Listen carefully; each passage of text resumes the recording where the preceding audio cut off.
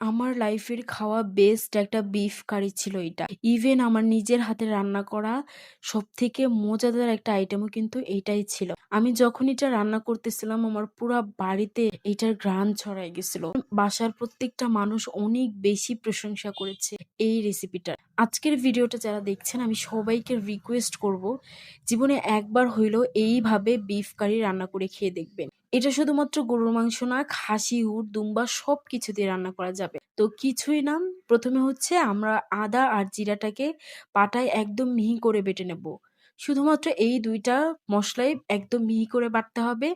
বাকি সবগুলো মসলা শুধুমাত্র পাটায় ছেঁচে নিলেই হয়ে যাবে। প্রথমে আমি হচ্ছে ৪ টা থেকে ৫ টা দেশি রসুন ছেঁচে নিয়েছি। এরপর বেশ খানিকটা পেঁয়াজ ছেঁচে নিয়েছি আর অনেকগুলা কাঁচামরিচ দিয়েছি। যেহেতু এই রান্নায় কোনো রকম শুকনা মরিচ আমি ব্যবহার করব না, তাই অনেক বেশি করে কাঁচামরিচ দিয়েছি যাতে খেতে একটু ঝাল, ঝাল হয়।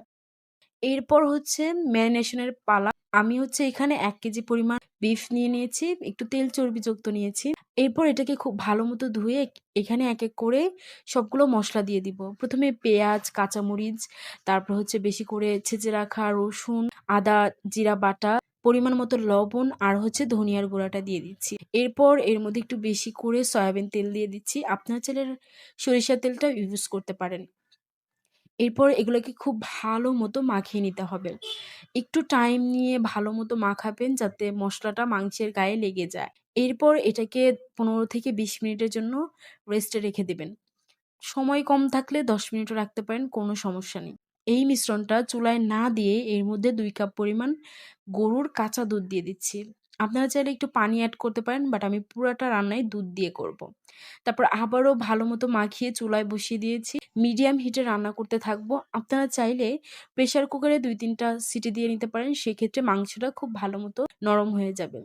এরপর আর কিছুই না, ঢাকনা দিয়ে ঢেকে একটু সময় নিয়ে বেশ খানিকক্ষণ ধরে রান্না করে নেব। যখন ঝোলটা মোটামুটি একটু শুকিয়ে আসবে তখন আপনারা চাইলে একটু গরম মসলা এড করে দিতে পারেন। আমি দিয়েছিলাম বাট ক্লিপস দিতে ভুলে গিয়েছি। আর এই যে ঝোলটা একদম শুকিয়ে এসেছে আর তেলটাও কিন্তু উপরে ভেসে উঠেছে।